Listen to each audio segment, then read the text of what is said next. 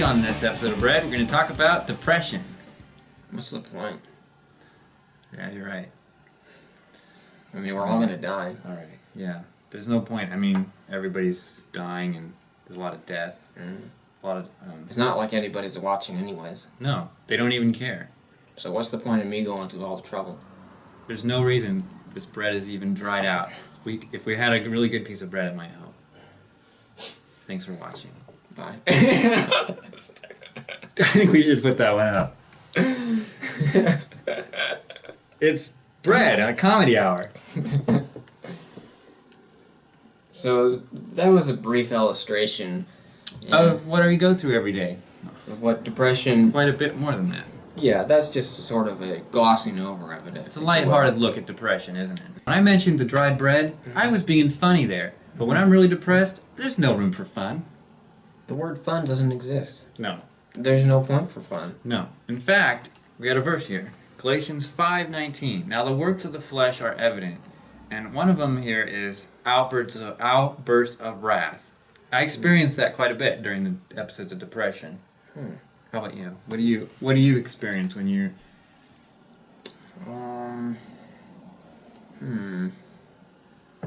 Just getting too depressed to talk about. Yeah. I wouldn't say it's outbursts of wrath. It's more like going into your room and... Frustration? Okay. Drunkenness? No. No. Although some people will deal with depression with drunkenness. Sorcery? No. No. Idolatry? Maybe. I just want to play with my game. You know? I just want to go on my computer and just do that all day. Well, the thing with depression is that depression is caused from many different things. It takes on different forms, different aspects to it.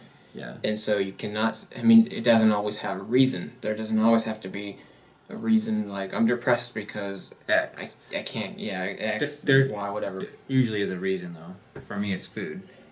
Okay. Yeah. Yeah, I haven't eaten much today, for example. I'm feeling a little low. Yeah. And that will only get worse as the day progresses. So you might want to go home. Well, that gets into before I get physical. mood disorders and stuff, where your mood will just go. It just dive bombs And for no particular reason. All your positive thinking just disappears. It disappears. And you just turn into a little ball of nothing on the floor. You know. And just a pizza can fix that. You know. A pizza does fix that in some sense. And now if you eat a piece of chocolate, that also fixes it, or candy, but then I found that I'll dive bomb again real quick. Yeah, I think there's different stages of depression. There's just kind of a low, and then there's the deep pits of despair. I think the problem comes in when you keep trying to fix the low, but there is no fix for the low, and so that's when the despair comes in. Is if you feel like there isn't a fix. There isn't a fix, you know? Right. I found also, from what I am doing on the computer, whatever I'm viewing on the internet, if I'm looking at stories related to Christians' heads being blown off, seems like the so-called president is causing it or involved with it, things like that, where you just see like just negative news right after another, I go into a episode of depression. From just information that I'm taking in. It does have an effect. That's not the sole cause, but that's one thing that I can get. That's a trigger for me. Well, some people, like myself, generally are just in kind of what I call myself a straight line funk most of the time. Right. With downs that are even lower than that.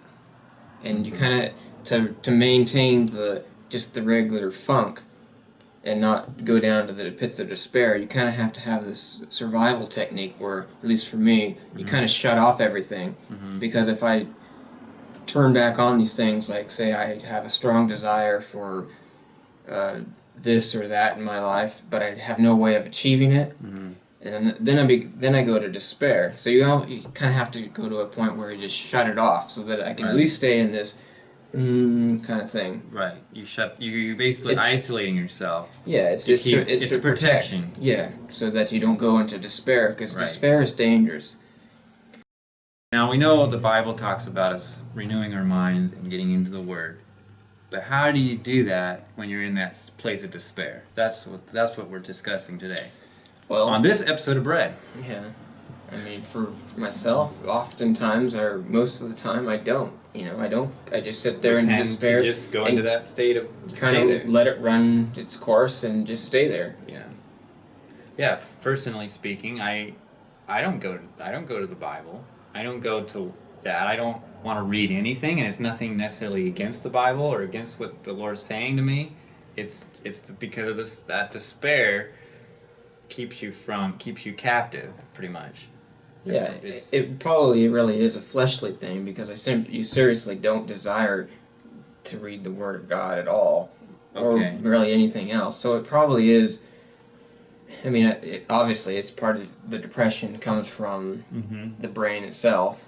Right. It's not coming from my hand; it comes from my brain, which is Right. part of my flesh. But I mean, anyone that really experiences depression or any of the mood disorders, bipolar, etc., knows that when you're there, man, it's like trying to swim through pudding or something. Even I found even in a lot of things that they're normally interested in, fleshly things, biblical things, I don't have that interest. Yeah, they become empty. So it's clearly something greater than a decision. Yeah, it's not necessarily a spiritual thing. It probably, I mean, sure, it can probably be a spiritual thing, but I think, at least in my case, this is just a simple brain disorder problem. Just Yeah. like somebody has a broken arm or diabetes or something. But you probably need to eat too. That's Yeah, probably. I'll become more irritable, if I haven't eaten. But that's probably a separate issue than the continuing depression that's just, every moment of every day is always there. But I contend that if it is a broken brain, let's say, it's something is definitely broken, I still want to believe it when I'm not in the moment of despair, I cannot think this. But in the moment I'm not, I tend to think, well, is there a way to fix that broken brain? Like I can fix my arm, or fix something that's a cut, or whatever it is. Yeah. Is there some medicine or something I can fix? Now, we're going back to the word medicine there, and I don't like that word. Well, there's nothing wrong with, trying to find a solution to a problem, because, I mean, that's what you probably should do. But you basically said, there is no solution, I'm done, right? Well, sorry. Not exactly. Cut.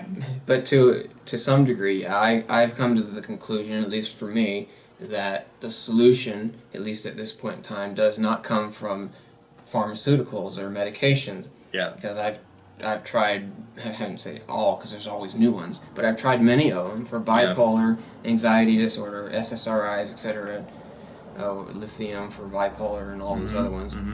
And they make the symptoms worse, or they'll make you fat, believe it or not. They can make me fat, or they just don't do anything. Right. And so I'm like, well, what's the point of me spending the time and the money dealing with the symptoms of the medication that doesn't help with the problem that I'm having? Right. It's that's what like, they give you. They just instantly give you the medication, because It's- that's all they have. It's a as far as mask. It's doctors almost go. like they're masking the issue. They're just piling more onto it, to a problem, and it's not really a solution. If you've ever looked at an ad for any pharmaceutical product, any medicine, you'll find there's a list of side effects that come along with it. And then there's this, you should not take it if you're this, or you should not take it if you're this or this.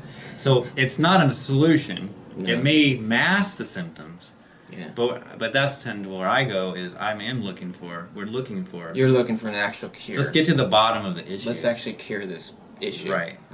Yeah, and that's So as far as with you pharmaceuticals there. go, they're not trying. I don't even think they have the motivation to cure the problem, because they're trying to sell things. they are, and we know there's big money in it. So we're not hiding. They're not hiding there. Well, I went to a psychiatrist one time from the Department of Health, because I was sent there, and basically I told him everything as best I could, because I mean, trying to describe depression and bipolar mood, Yeah. mental things. It's really hard to describe. Yeah. But anyways, I got finished with it, and the person proceeds to prescribe me some sort of the latest bipolar medication, whatever it was. Mhm. I was like, well, I'm kind of done with the medication. I don't want to do that. Yeah. And then this is basically what she said. She goes, so what do you want me to do? Yeah. I I know. mean, Well, and I had that's a all they similar- have is is these drugs. It's all they have. There's yeah. nothing else. And I had that similar experience where they won't talk to you unless you're okay with them saying this X medicine is what I'll take, and it's that or nothing. And it's like, this doesn't seem like this is the right path we should be on. Yeah, basically, the psychiatrists went to school and got their doctorate and stuff, their degree, simply so that they can prescribe pharmaceuticals. Right. I mean, that's the only difference between a psychiatrist and a psychologist, is that the psychiatrist can prescribe drugs. What if the answer were to be, let's say they said, you need to read these number of scriptures, and you need to do this every single day, the same ones, or whatever it is, and that will fix your problem. But see, they're not going to come up with that answer, and because they don't believe in that. It's been predetermined that since we've evolved from protoplasm and stuff, that we're simply chemicals, and you solve the problem by adding more chemicals. Adding chemicals or trying to manipulate the current chemicals, and that's the solution. Yep. Well, then there we have it. Except it doesn't work. It doesn't work. No. So yeah, I'm with you there. That adding more chemicals to the problem seems to be the wrong way to go. Yeah. It just costs money. And it costs a lot of money, and of course they're getting a lot of money. So I am looking into getting nutrients and actually eating things that are healthy. Yeah. And actually feeding your body with things that might repair your body, things that God has made. Yeah, to try to make the situation physically as good as it can. I mean, the goal is actually to fix things that are broken, not just mask it.